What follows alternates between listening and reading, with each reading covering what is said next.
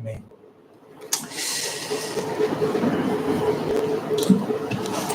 사랑하는 우리 지체 여러분, 여러분들은 하나님의 주권적인 은혜가 우리의 삶 가운데 항상 있다는 것, 그것을 항상 인식하고 믿고 신뢰하며 살아왔습니까? 살아가고 있습니까? 우리의 합당한 그런 반응을 그분께서 우리에게 요구하시지만 우리의 반응에 따라 달라지지 않는 그 하나님의 그 주권적인 사랑 그리고 그 은혜를 우리는 항상 기억해야 합니다. 또 그분께서 그렇게 우리에게 그 주권적인 사랑을 특별히 우리의 그런 성품 있잖아요. 우리 안에 성령의 열매를 맺으셔서 우리로 하여금 그에게 합당한 그런 자로 또 세워가는 일도 하시잖아요. 그래서 우리가 이러한 성령의 열매와 이런 성령의 은사가 어떻게 역할을 하고 또 의미가 있는지 그런 부분들도 잘 우리가 유념하면서 분별하면서 이렇게 살아가야 한다고 또 그런 맥락에서 우리에게 하나님과의 관계가 소중하고 또 교회와의 관계가 그런 교제가 소중하다라는 것을 또 우리가 생각해 봤는데요. 어떻습니까? 여러분들은 또 그렇게 그러한 인식 속에서 좀 한 주간 또 살아왔습니까? 또 하나의 또 질문을 또 드리면 우리는 과연 이제 예수 그리스도의 승리와 또 예수 그리스도의 고난에 또 어떻게 참여하고 참여하면서 살아왔는가? 이 부분도 다시 한번 우리가 좀 서론적으로 좀 생각해 보면 좋을 것 같아요. 그러니까 지난 시간에 이어서 이제 16장의 이제 본문에 들어가게 되는데요. 이러한 하나님의 주권적인 그 은혜의 역사, 또 우리 안에 성령의 열매를 맺게 하시는 그 성령 하나님 역사, 또 우리로 하여금 또 그의 모든 승리와 고난에 또 동참하게 하시는 이러한 모든 삼위 하나님의 일들을 그분이 우리에게 허락하셔서 우리로 참여하게 하시는데 사실 이러한 부분에 있어서 우리에게 가장 항상 그 문제가 되는 게 뭡니까? 이런 부분을 알아도 어떤 의미에서 우리에게 자꾸 걸림돌이 되는 그거. 그것은 바로 우리 안에 있는 죄이죠. 그래서 사실 이러한 하나님의 하나님 되심과 성령의 역사와 그리스도의 어떠함에 내가 동참한 이 모든 일에 내가 이것을 잘 감당하고 또 이런 것에 적극적으로 이렇게 관여하고 하기 위해서는 우리에게 필요한 중요한 어떤 한 측면이 바로 이 죄를 잘 알고 또 죄를 잘 다루고 죄와 사실 싸우는 겁니다.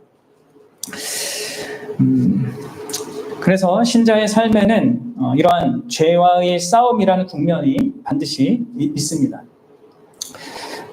사실 이제 이스라엘 백성의 상태는 그게 전혀 없는 상태였잖아요. 블레셋과 그냥 결탁해서 그냥 세상과 동일한 어떤 모습, 그 세상의 죄악된 어떤 것들을 그냥 당연한 어떤 삶의 현실로 받아들이면서 전혀 싸우지 않고 그냥 살아왔던 그런 모습이었기에 하나님께로부터 멀어져 있었고 이러한 하나님의 하나님 되심과 우리에게 기대하시는 것과 또 우리가 하길 원하시는 것에 대해서 이들이 전혀 반응을 못했습니다. 하지만 여러분들 신자에게는 신자에게 이 죄와의 싸움은요 선택이 아니라 반드시 있어야만 하는 아주 필수적인 것입니다. 그리고 사실 이런 죄와의 싸움이야말로 진정으로 우리가 하나님의 자녀이고 또 예수 그리스도를 믿는 자라는 중요한 증거 중에 하나가 되는 것이죠. 그래서 한번 물어보고 싶습니다. 이러한 모든 일들을 잘 하기 위해서는 이 적적인 일들을 하는 것 외에도 내 안에 이것을 방해하는 이 죄와의 그 씨름과 이제 싸움이 있어야 하는 것이죠. 그래서 우리에게 이제 이런 것이 있는가? 사실 이제 오늘 본문은 이러한 측면을 다시 한번 우리에게 상기시켜 준다고 할 수 있습니다. 그래서 한번 여러분 자신에게 물어보십시오. 나는 지금 죄와 열렬하게 싸우고 있는가? 특히 내가 제일 힘든 어떤 이 죄와의 그 씨름은 뭔가? 과연 나는 계속적으로 그것과 싸우기를 원하고 또 그것에 대한 승리를 반드시 하게 될 것을 확신하는가? 이런 부분들을 그럼 한번 생각해 보십시오. 사실 우리 인생 가운데 좀 내가 많이 이 땅을 살아가는 데 있어서 이렇게 힘든 어떤 것을 경험하는데 사실 이 죄의 부분이 결부되어 있죠. 그러니까 우리가 최근에 뭐 고난에 대해서도 다루고 했지만 사실 우리의 죄와 상관없이 다가오는 뭐 고난들도 분명히 이 땅 가운데 있습니다. 그러나 사실 많은 우리 그리스도인들이 살아가면서 경험하는 많은 어떤 갈등이나 문제나 어떤 우리 안에 이러한 어려움들은 다 많은 경우에 우리 안에 죄와 이렇게 결부가 되어 있단 말이에요. 내 뜻대로 하고 싶고 내 감정대로 하고 싶고 내가 원하는 어떤 것을 위하여서 이렇게 나 자신을 위해서 하는 이러한 것들 안에서 사실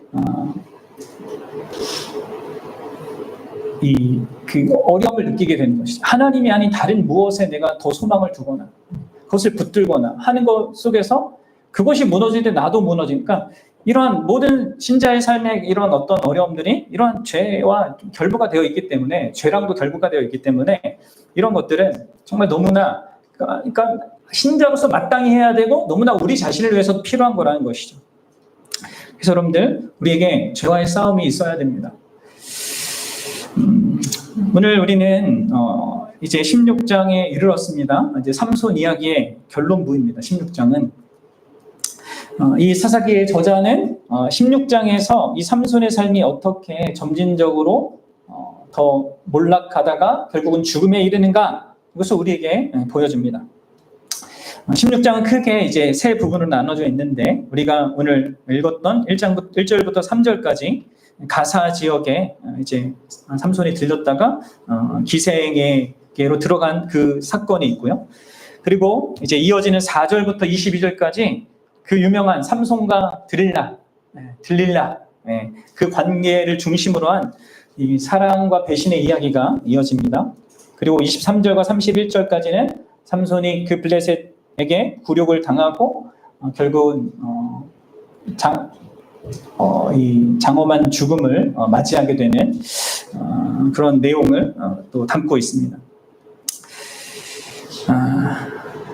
이제 우리가 이제 첫 번째 단락을 함께 살피는데 이 내용은 이제 앞에서 일어났던 이 삼손이 그 나귀 턱뼈로 그 1000명을 다 죽이고 또 자기가 막 너무 힘을 많이 써서 이제 기진해가지고 거의 죽을 그런 상황 속에서 하나님의 도움을 받아서 이렇게 생수를 얻고 이제 살아나지 않습니까? 그런 경험 이후에 있는 그런 사건입니다. 그 일이 일어난 이후 그게 얼마나 많은 시간이 흘렀는지는 우리가 잘 알 수는 없습니다. 어느 정도 꽤 시간이 흘렀던 것 같기도 하고 또 뭐 거의 곧바로 된 것 같기도 하고 뭐 알 수는 없는데 어쨌든 삼손이 다시 한번 아주 좀 우리가 생각지 못했던 행동을 하거든요. 그 행동이 무엇입니까? 일단 이 삼손이요 가사라는 곳으로 향했다는 거예요. 그럼 여기 가사가 오늘날 지금 팔레스타인에서 지금 막 엄청난 그 전투가 벌어진 그 가자 지구 있잖아요. 거기입니다. 거기는 이제 고대로부터 이제 이 블레셋이라는 이제 팔레스타인이라고 요즘에 부르죠. 그러니까 이런 블레셋의 중요한 수도 중에 하나였단 말이에요.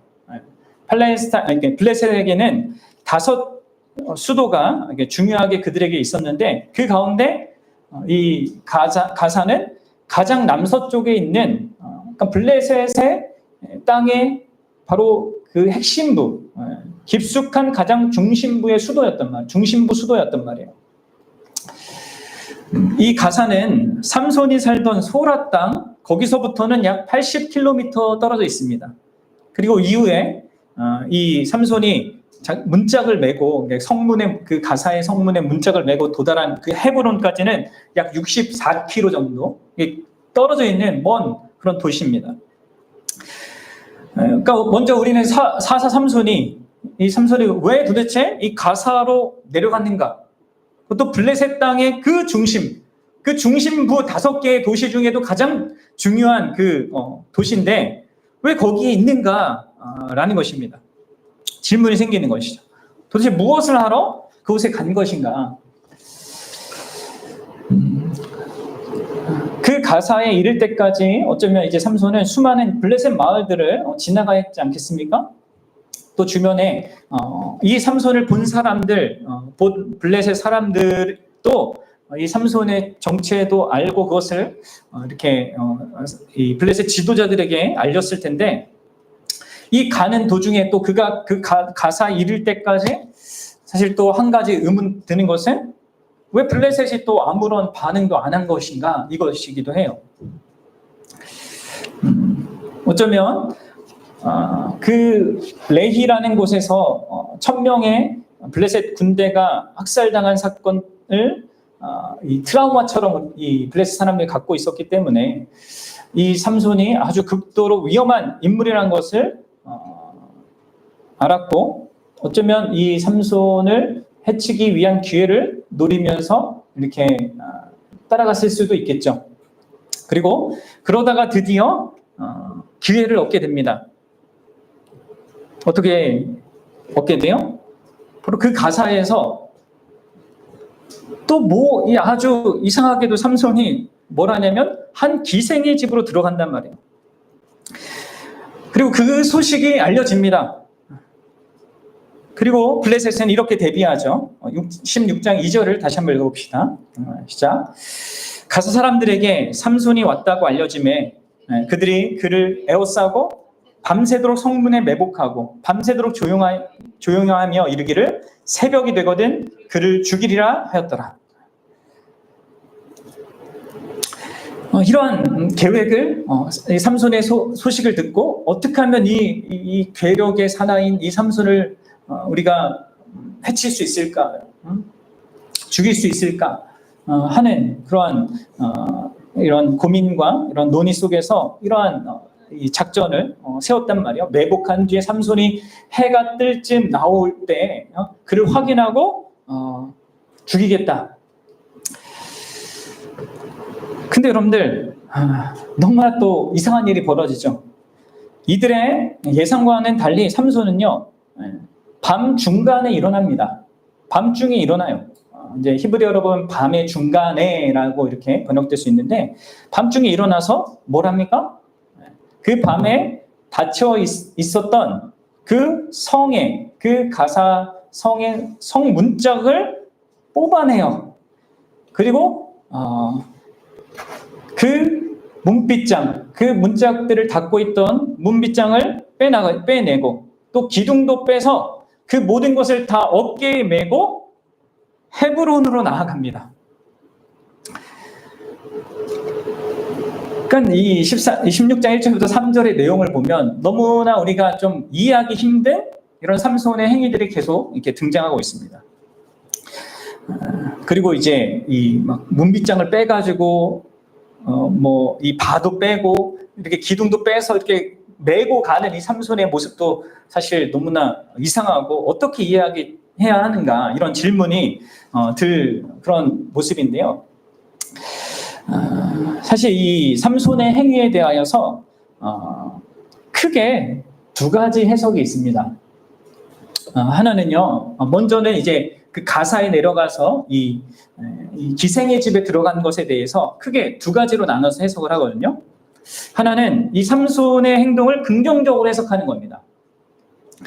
그러니까 이 삼손이 이 가사에 간 것은 블레셋의 중심부인 이 가사를 정탐하고 그 가사라는 이 성읍을 정복하기 위해서 뭔가 거기에서 그들에게 큰 피해를 끼치게 하기 위하여서 이러한 시도를 한 것으로 보는 것입니다.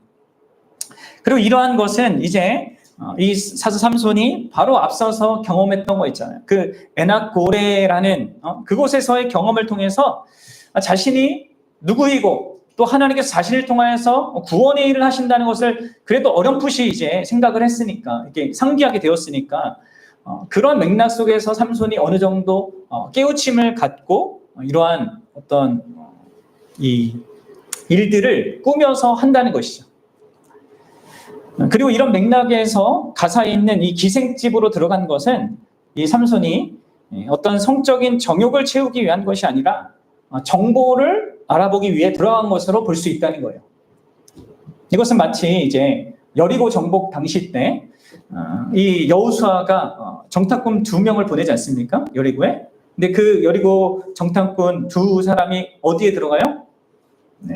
기생 라합의 집에 들어간단 말이에요. 그렇죠? 그리고 여러분들 이렇게 잘 살펴보면 그 라합이 그 정탐꾼을 맞이해준 이 상황과 이 삼손이 이 기생 라합의 기생의 집에 한 기생의 집에 들어간 이것이 사실 유사성이 조금 있거든요. 그래서 그것을 보면서 이제 학자들은 이것을 이제 긍정적으로 이렇게 봐야 한다라는 것입니다. 그러니까 이런 해석에 따르면 삼손이 앞서 경험한 그 경험을 통하여서 조금 이렇게 변한 것으로 볼 수 있는 것이죠.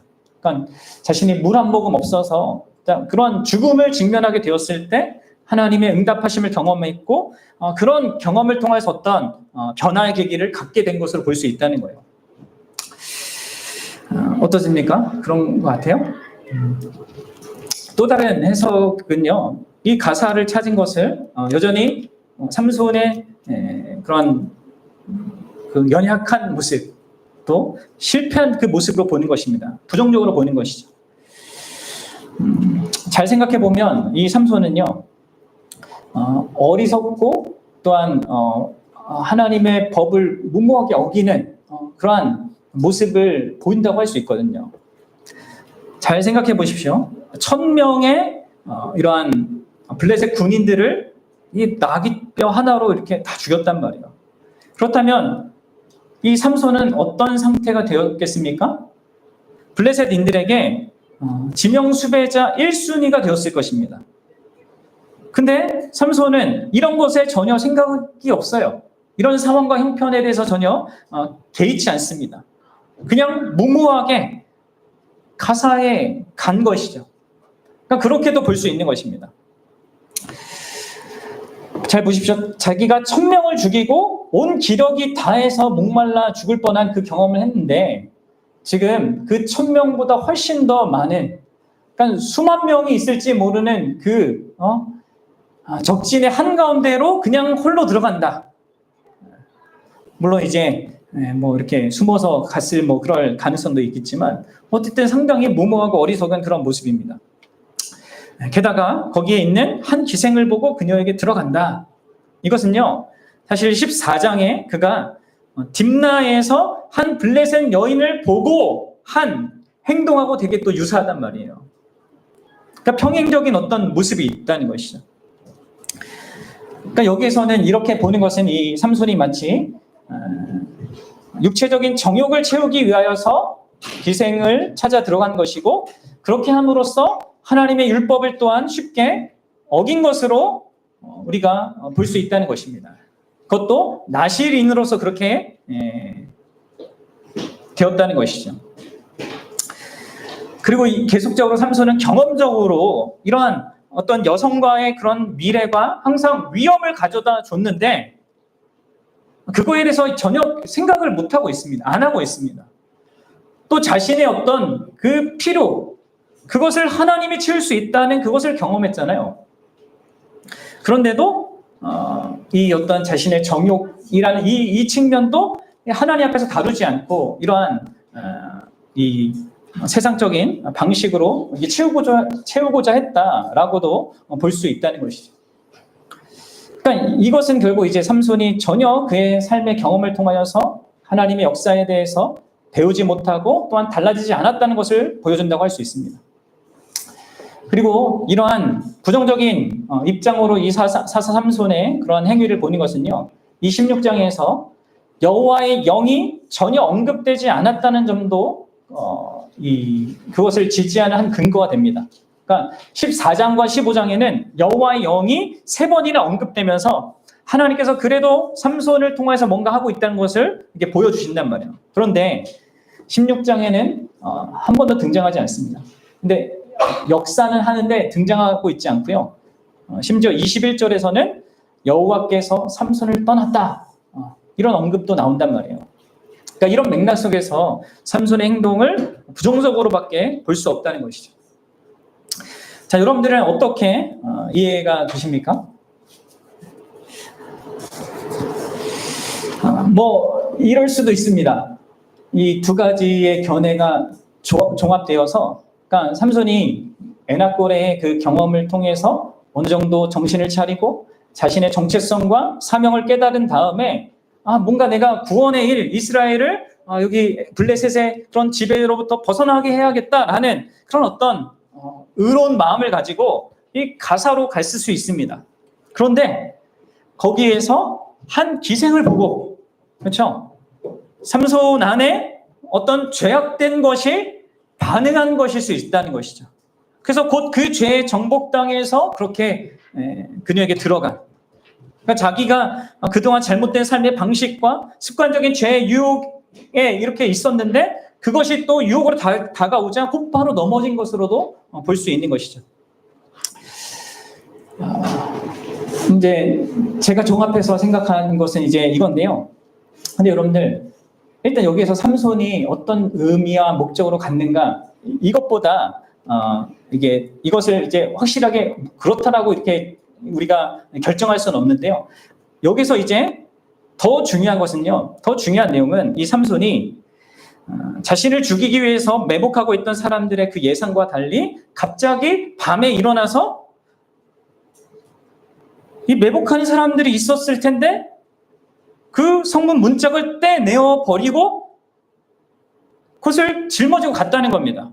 뭔가 이게 전투가 벌어졌는지, 아니면 이게 너무 컴컴하니까, 그때 당시는 뭐 이런 등이 있겠습니까? 뭐 컴컴하니까 밤중에 막 움직이는 이 삼손을 이 블레셋 사람들이 마치 뭐 유령처럼 봐서 이게 벌벌 떠느라 아무도 이렇게 움직이지 못한 건지 모르겠지만, 아니면 전투가 벌어져서 삼손이 다 뭐 이렇게 처치를 하고 이렇게 한 건지 모르겠지만, 여하튼 이 삼손이 엄청난 힘으로 이 성의 두 문짝과 기둥들을 그리고 빗장을 다 떼버린 것입니다.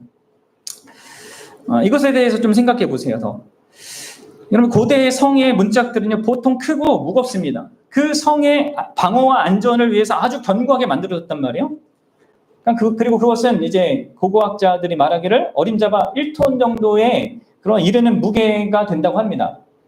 그러니까 한 개인이 아무 도구 없이 그것을 뽑아버리고 또 그것을 어깨에 메고 가져간다?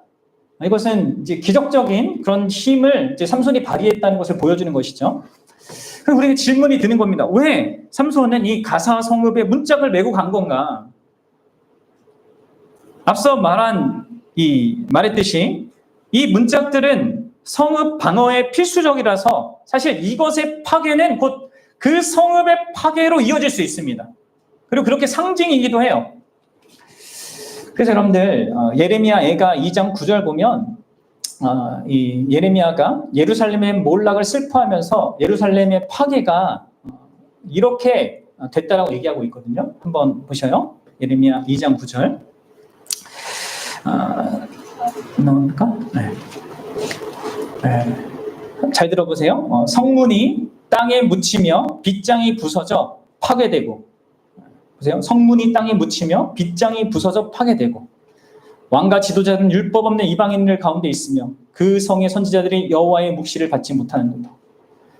그러니까 예루살렘의 그 파괴를 이 성문이 묻히고 빗장이 부서진 것으로 이렇게 말하고 있단 말이에요. 그러니까 여러분들, 삼손이 지금 한 일은 그가 이걸 이제 어떤 의미로 했는가 우리가 좀 고민을 해봐야 했는데, 그것에 대한 것도 이제 좀 정하기가 힘든데, 분명한 것은 적어도 이 가사라는 블레셋 중심부, 거기가 곧 파괴될 수 있음을 암시하는 행동이라는 거예요. 곧 실제로 이제 이어지는 그 말미의 내용을 통하여서 삼손에 의하여서 이 가사가 사실 몰락하거든요. 자, 이 부분을 여러분들 염두에 두시고요. 그 다음에 삼손은요, 그 빼어낸 문짝들과 기둥들과 빗장을 가지고 어디로 간다고요? 헤브론으로 갑니다. 아까 말했듯이 헤브론까지는 64km의 거리입니다. 그러니까 들고 걸어서 가는 겁니다. 엄청난 행군을 하는 거죠. 1톤짜리를 메고 64km를 걸어간다. 게다가 여러분들, 이 가사는 해안 저지대입니다. 그리고 헤브론은 산악 지역이란 말이에요. 고지대에 있습니다. 그러니까 삼손은 그 무거운 것을 메고 그 엄청 멀고 힘든 그 경사길을 올라가는 것이란 말이에요. 그러니까 이런 모든 일들은 삼손이 자기의 능력으로 하는 것은 아니겠죠. 어쨌든 언급은 되지 않지만 여호와의 영이 그와 함께하고 있음을 어쨌든 보여주는 것입니다. 근데 그러면 그것을 들고 어디다 놓는다고요? 헤브론, 여기 이제 잘 보면 뭐라고 했습니까? 3절을 보세요. 헤브론 앞산 꼭대기 이렇게 얘기하고 있습니다. 헤브론이 어디예요? 아십니까? 이 헤브론은 유다 지파의 땅 중 하나입니다. 그러니까 이 삼손은 그것을 헤브론으로 가져간 것입니다. 그러니까 자기가 살던 단지파의 땅 아니면 자기 마을인 소라 땅으로 가져간 것이 아니라 유다 지파의 땅인 헤브론으로 가져갔단 말이에요. 그럼 이 모든 일들에 대해서 우리는 이 삼손의 이 동기가 도대체 뭔가 이것에 대해서 우리가 사실 확신할 수 있는 게 거의 없습니다. 다만 이러한 일들이 일어났고 그리고 우리는 이걸 보면서 삼손의 의도를 이 가사에 들어가고 기생의 집에 들어가는 것을 긍정적으로나 부정적으로 본 것 같이 이것도 그렇게밖에 볼 수는 없어요. 볼 수밖에 없어요. 두 가지 가능성이 있습니다. 근데 여러분들 여기서 분명한 것은 이 삼손의 행동들이 블레셋이나 유다 백성에게 의미하는 것은 분명합니다. 이제 우리가 이것에 주목해야 돼요. 삼손의 동기와 의도와 이런 것이 이게 긍정적인 것인지 부정적인 것이 우리가 다 알 수는 없지만 분명한 것은 그겁니다. 뭐냐면 이런 행동들의 의미가 블레셋이나 아니면 유다 백성에게는 너무나 분명했다는 거예요. 1차적으로 여러분들 이 삼손의 행동은 분명히 블레셋에게 큰 위협이 되었을 것입니다. 그렇죠? 그러니까 삼손의 동기가 선했든지 약했든지 간에 이 블레셋의 중심부에서 삼손이 행한 이 엄청난 이 괴력을 발휘한 것은 블레셋에게 엄청난 큰 충격이었을 것입니다. 그렇죠? 단 한 사람 삼손에 의하여서 그들이 자랑스럽게 여기던 그 자신의 성읍이 자신들의 성읍 중에 가장 이렇게 중요하고 가장 강력한 그 수도가 조롱거리가 된 겁니다. 삼손을 죽이려고 매복했던 존재들은 마치 없는 것과 다름없는 자들이 되었고 또 그들을 외부 세력으로부터 보호하던 이 성읍 문짝들은 완전히 뽑혀서 무방비 상태가 되어버렸습니다. 그럼 이런 것을 통하여서 블레셋은 자신들이 이스라엘을 지배하고 있는 것이 자신들이 그들보다 뭔가 더 탁월하고 뛰어난 어떤 무기와 지혜와 능력을 갖고 있는 그런 어떤 좋은 조건 때문이 아니라는 것을 그런 것을 알게 되는 계기가 되었겠죠. 우리가 가장 강력하고 위대하고 우리가 저들보다 나아 이러한 생각들 이러한 것들이 깨지게 되었을 것입니다. 근데 여러분들 바로 이렇게 하나님이 이러한 삼손을 통해서 하신 이 일은요 사실 과거에 하나님께서 아브라함에게 하신 약속과 결부되어 있는 일이기도 했습니다. 여러분 창세기 22장 17절을 한번 찾아가 보시기 바랍니다. 창세기 22장 17절 여기서 하나님께서 이렇게 얘기하세요. 아브라함에게 이삭을 바치고 난 다음에 이게 그 이삭을 바치는 그 장면에서 이삭을 하는 아브라함이 이렇게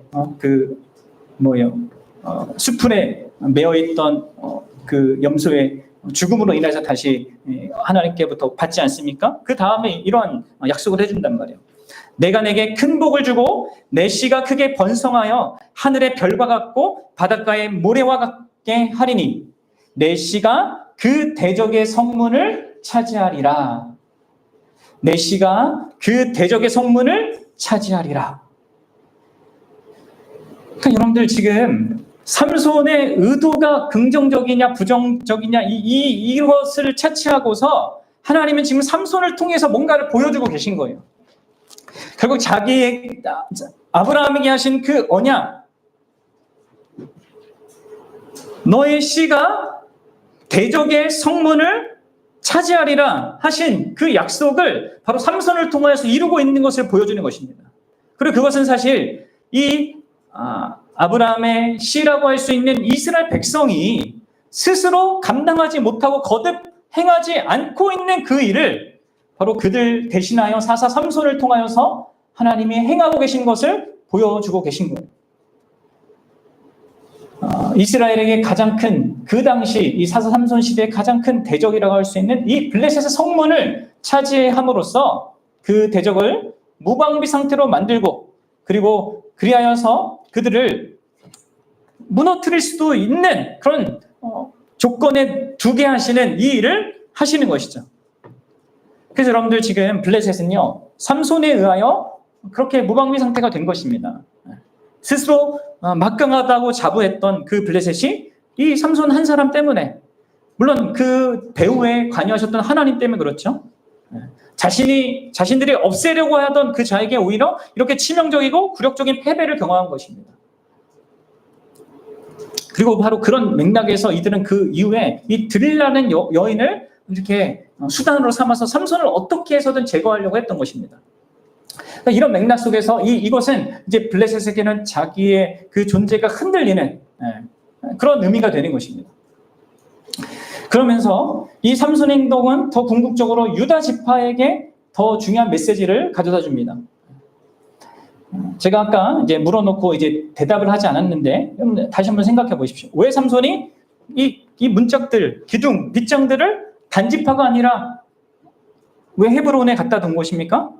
그것도 유다 지파의 대표적인 성읍인 헤브론이 마주보는 그 산 위에 꼭대기에 가져다 놓은 것입니까? 그것은 분명 뭔가 이 유다 지파를 향한 의도적인 사사 삼손의 행위일 것입니다. 헤브론은요, 유다 지파에 속하게 된 갈렙 있잖아요. 여호수아서에 보면 이제 갈렙에게 주어진 기업 중 하나였고요. 이후에 다윗이 처음으로 왕으로 옹립되어 첫 7년 반 동안 유다를 통치하는 그런 수도가 될 그런 도시란 말이에요. 그러니까 이 헤브론은 유다를 대표하는 그런 성읍입니다. 근데 바로 이 삼손이 그 유다 지파의 대표 성읍이라고 할 수 있는 헤브론에 이것을 가져다 뒀습니다. 무슨 의미일까요? 여러분, 여기에서도 삼손의 동기가 약간 모호합니다. 한편으로는 유다 지파가 자신을 그 블레셋에 떠넘긴 것에 대한 어떤 이 질책성 혹은 약간의 보복성 의미도 있을 것 같기도 하고, 또 한편으로는 긍정적으로 본다면 이 유다 지파를 깨우는 의미가 있는 것이죠. 유다 지파가 어떻습니까? 3,000명이나 되는 그 무리를, 그 군대를 모을 수 있었단 말이에요. 그리고 그것을 가지고 이 블레셋과 전쟁을 벌일 수도 있는 어떤 여력이 있던 그런 이 민족이란 말이에요. 그 지파란 말이에요. 그리고 이것은 이 과거에 이 유다 지파가 이 사사기서의 초반부에 다른 지파들보다 더 앞장서 가지고 이 가나안을 정복하고 하나님 약속의 그 땅을 이렇게 정복하기 위해서 앞장섰던 그런 과거를 가진 지파로서 그 유다 지파의 그 상태는 사실 많은 어떤 지금 기대와 다른 어떤 모습에 있는 것입니다. 근데 그런 유다 지파가 어떻게 하고 있습니까? 지금 블레셋의 지배를 당연하게 받아들이고 있고, 오히려 그것이 안전하고 자기의 삶이 평화로운 것으로 받아들이고 있습니다.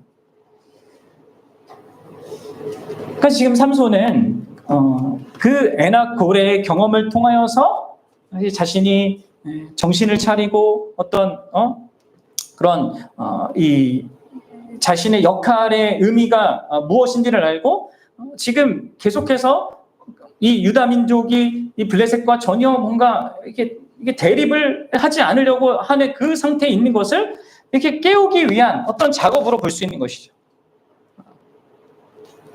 그래서 이렇게 얘기하는 것일 수 있어요. 자 봐라, 나 홀로 단신으로 적의 심장부에 들어가서 이렇게 적을 보호하고 있는 모든 것을 다 해체시켰다. 그러니까 너희도 더 이상 두려워하지 말고 이 블레셋을 대적해야 한다. 블레셋은 무적이 아니고 하나님이 함께 하시면 그들의 가장 중심부도 우리에게 열린다. 이렇게 내가 가장 어떤 의미에서 가장 중요한 일을 해놨으니까 너희들도 이 승리에, 이 싸움에 참여해라. 우리는 하나님 백성 아니냐라는 이런 도전으로 이 유다 성읍의 바로 앞에 그것을 보도록 둔 것이라 할 수 있는 것이죠. 그 가사를 상징하는 문짝들과 기둥과 빗장, 그 가사의 파괴를 상징하는 그것을 둔 것입니다. 여러분들, 이 삼손의 동기가 어떻게 됐든지 간에 중요한 것은 이 유다 지파에게 이 일은 이 그들이 지배하고 있던 블레셋의 중심부가 큰 공격을 당했고, 그것은 이 유다 지파가 어떤 이유로든 다시금 그들과 어떤 대척점에 서야 된다는 것을 또 보여주는 것이에요. 이게 긍정적으로든 부정적으로 그렇다는 것이죠. 사랑하는 여러분, 왜 성경에 이러한 기록이 있겠습니까? 우리가 이 삼손의 동기에 대해서 가사에 들어가서 기생을 만난 것도 그렇고, 이러한 문책을 뽑아서 이 헤브론 앞에 둔 것도 그렇고, 이런 모든 것에 대해서 우리가 확신하지 못하지만 이 삼손이 한 행동이 가져다 준 그 결과에 대해서는 깊이 생각해보고 그것을 우리에게 적용해 볼 수 있어야 합니다. 특히 우리는 이 삼손의 행위를 하나님의 긴 구속의 역사라는 큰 관점에서도 봐야 하는데, 왜냐하면 삼손이 한 이 일은 궁극적으로 예수 그리스도께서 우리에게 하실 일을 보여주기 때문에 그렇습니다. 특히 삼손의 이 행위는 제가 앞서 언급했듯이 하나님께서 아브라함에게 하신 그 언약, 그것에 대한 부분적인 성취예요. 내 씨가 그 대적의 성문을 취하리라 고 하신 대로 삼손이, 아브라함의 씨 가운데 한 사람인 이 삼손이 그 약속의 일부를 성취하는 것입니다.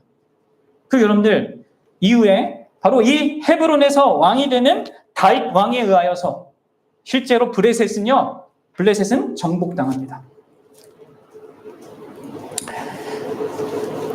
근데 여러분들, 사실 이런 물리적인 대적에 대한 승리는 하나님의 궁극적인 약속의 전부는 아니었습니다.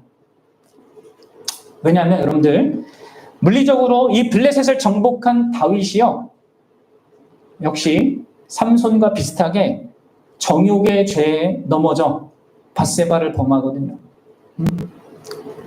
그리고 그로 인하여서 그 자기의 가정과 이 나라에 큰 어려움을 가져다 주지 않습니까?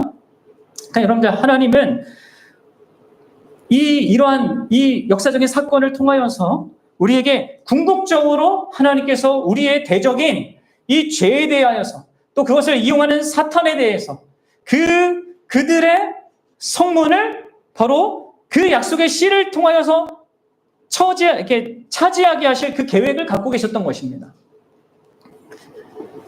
그리고 바로 그 일은 누구를 통하여서 이루어지는 것입니까? 바로 예수 그리스도를 통하여서 이루어지는 거예요. 다윗의 후손으로 오신 바로 그분, 곧 삼손이 가리키던 진정한 삼손이신 바로 그분, 하나님의 독생자이시고 우리 교회의 머리가 되신 그 예수 그리스도를 통하여서 아브라함에게 하신 그 약속의 궁극적인 성취가 이루어지는 것이죠. 그래서 여러분들, 기독교 역사 대부분의 그 기독교 역사 내내 우리 믿음의 선배들은요, 이 삼손의 16장의 1절부터 3절의 이야기를요, 그리스도의 죽음을 이것이 상징하고, 그리스도께서 죽음을 통하여서 죽음에 대해서 승리한 것에 대한 예표로 이해했습니다. 그래서 가사 이 성문은 지옥의 문의 상징으로 이렇게 이해되었죠. 그리고 이러한 해석은요, 골로새서가 우리에게 명확하게 얘기해주고 있어요. 골로새서 2장 14절과 15절인데 한번 잘 들어보십시오. 우리를 거스르고 불리하게 하는 법조문으로 쓴 증서를 지우시고 제하여 버리사 십자가에 못 박으시고 통치자들과 권세자들을 무력화하여 드러내어 구경거리로 삼으시고 십자가로 그들을 이기셨느니라. 네. 그렇습니다. 예수님은 십자가에서 사탄과 죄의 권세와 죽음의 권세를 깨뜨리셨습니다. 그것도 여러분들 어디에서요? 죽음이라는 그곳에서, 죽음의 심장부라고 할 수 있는 자신의 죽음 속에서 그 일을 하셨단 말이에요. 그러니까 예수님은 우리의 모든 죄를 다 뒤집어 쓰시고 그 한가운데서 우리를 고소하는 그 법조문으로 쓴 증서, 죄인에게 반드시 죽어야 한다는 그 증서를 자신의 죽음으로 지우시고 제하여 버렸단 말이에요. 그것을 십자가에 못 박아 버렸단 말이에요. 그렇게 하여서 우리를 완전하게 용서하시고 용납하셨을 뿐만 아니라 여기 14절이 얘기하는 것처럼 통치자들과 권세자들, 곧 이것은 이제 사탄의 세력을 얘기하는데 그 세력을 패배시켰다라고 말하고 있다는 거예요. 달리 말해서 십자가의 그 죽음을 통하여서 그분은 우리의 죄가 용서함 받고 그로 말미암아 전에 믿지 않을 때 우리 삶을 장악하고 있던 이 마귀의 세력이 정복당했다는 것, 그 권세가 제거당했다는 것을 말해주고 있는 것입니다. 우리 안에 죄를 통하여서 우리를 지배하던 사탄의 권세가 이제는 십자가로 말미암아 십자가의 그 죄사함을 통하여서 분쇄되었다는 거예요. 이 십자가는 마치 예수님이 삼손처럼 우리의 대적이 되는 사탄과 죄의 나라의 심장부에 들어가서 그 나라의 성문을 뽑아버린 것과 다름없습니다. 그러니까 십자가가 마치 그 성문과 같은 거예요. 그리고 여러분들 그 주님은요, 자신의 교회에게 이렇게 얘기했습니다. 마태복음 16장 18절입니다. 잘 들어보세요. 또 내가 내게 이르노니 너는 베드로라. 내가 이 반석 위에 내 교회를 세우리니 음부의 권세가 이기지 못하리라. 여기서 음부의 권세는요, 문자적으로 하면 음부의 문들입니다. 음부의 문들. 그 어떤 권세도, 이 사단의 권세도, 죄의 권세도 그 어떤 것도 교회를 이기지 못할 것이다 라고 약속하시는 거예요. 뭐요? 바로 그분이 앞으로 행하실 그 십자가로 이루실 승리 때문에 그런 것이죠. 그 음부의 문들을 내 던지실 것이기 때문에, 그 음부의 문을 차지하실 것이기 때문에. 그러니까 예수님은 십자가를 통하여서 적의 심장부에 핵폭탄을 터뜨리신 거예요. 그리고 우리 앞에 뭘 두는 겁니까? 그 상징인 십자가를 두시고 뭘 하는 것입니까? 그것을 힘입어 우리들어 죄와의 전쟁에, 사탄과의 전쟁에 참여하라고 부르시는 것입니다. 사랑하는 여러분, 우리는 삼손의 의도는 모릅니다.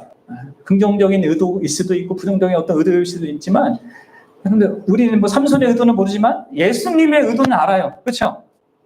예수님의 의도는 우리를 향하여서 이 모든 것을, 우리를 향한 사랑으로 그 모든 것 일을 행하셨고, 또 우리에게 그분이 결정적으로 승리한 그 승리에 참여하라고 우리를 부르십니다. 사랑으로 부르십니다. 그리고 우리는 바로 그분의 부르심을 따라서 또 그분을 힘입어서 우리 안에 존재하는 그 여전히 잔존하는 죄의 세력과 그 죄를 여전히 이용하려고 하는 사단의 세력과 이 세상의 가치 체계와 싸우라고 하시는 것입니다. 사랑으로 그렇게 우리를 부르시는 것이죠. 그렇습니다. 여러분들, 십자가로 결정적인 것이 이루어졌지만 우리는 아직 할 일이 있습니다. 그것은 교회로서 또 각 개인으로서 우리 안에 존재하는 잔존한 이 죄의 세력과 싸우는 거예요. 하나님 없는 이 세상 가치 체계와 싸우는 겁니다. 또 이러한 죄와 세상을 이용하는 사단의 세력과 힘써 싸우는 것입니다. 그래서 여러분들, 히브리서 기자는 우리가 이런 부분에 있어서 얼마나 열심히 죄와 싸워야 하는지를 이렇게 얘기하죠. 히브리서 12장 4절에 이렇게 말합니다. 너희가 죄와 싸우되 아직 피 흘리기까지 대항하지 아니하고. 그럼 피 흘리기까지 싸워야 된다. 너무나 중요한 신자의 삶의 부분이다, 이렇게 얘기하는 거예요. 그럼 이것은요, 우리에게 없는 승리를 쟁취하기 위한 것이 아닙니다. 이미 그리스도 안에서 성취한 승리에 참여하는 의미입니다. 그래서 바로 앞에 이 히브리서 기자는 예수 그리스도를 바라보라, 이렇게 얘기한단 말이에요. 그분이 승리하셨고 하나님 보좌 우편에 앉았다. 그분을 기억하고 이 죄와 싸우기를 피 흘리기까지 하라고 이렇게 요구하는 것입니다.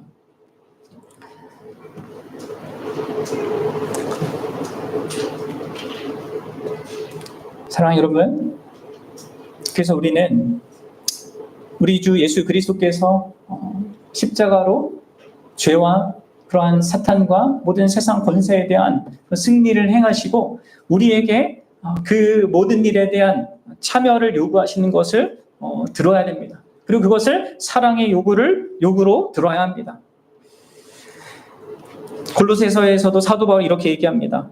그러므로 땅에 있는 지체를 죽이라. 곧 음란과 부정과 사욕과 악한 정욕과 탐심이니 탐심은 우상 숭배니라. 이것들로 말미암아 하나님의 진노가 임하느니라. 그래서 여러분, 우리는 이 땅에 있는 지체, 곧 죄를 죽이는 그 일에 힘써야 합니다. 곧 그게 하나님의 진노의 대상이 될 그것들이기에 그것을 피하고 그것을 멀리하고 또 할 수 있는 한 최대한 죽이는 일을 해야 한다고 말하고 있다는 것이죠. 하나님을 거스르며 그리스도의 승리를 무색하게 만드는 그것을 우리가 용납하지 않기로 해야 합니다. 사랑하는 여러분, 블레셋이란 세상과 결탁하고 그 세력의 지배 아래서 그것을 편안하게 여기고 그게 그냥 자신이 사는 길이고 당연한 거라고 여기던 이 이스라엘을 하나님은 자기 멋대로 행동하는 삼손을 통하여서 그래도 자꾸 깨우시고 일깨우신단 말이에요. 사실 우리도 블레셋과 별반, 이 이스라엘 백성들과 별반 다른 없는 인생들 아니었습니까? 우리의 궁극적인 대적인 죄와 싸울 생각 없이 그냥 그 안에서 편안함을 느끼면서 그렇게 사는 것을 당연하게 여기고 나중에는 하나님의 진노로 영원히 멸망받을 그런 자들이었습니다. 그러나 하나님께서는 우리를 구원하기 위하여서 가장 소중한 아들인 예수 그리스도를 보내주셨고 그분을 통하여서 우리가 우리의 힘으로는 결코 승리하고 이길 수 없는 그 모든 것들에 대해서 결정적인 승리를 십자가를 통하여서 이루어주셨습니다.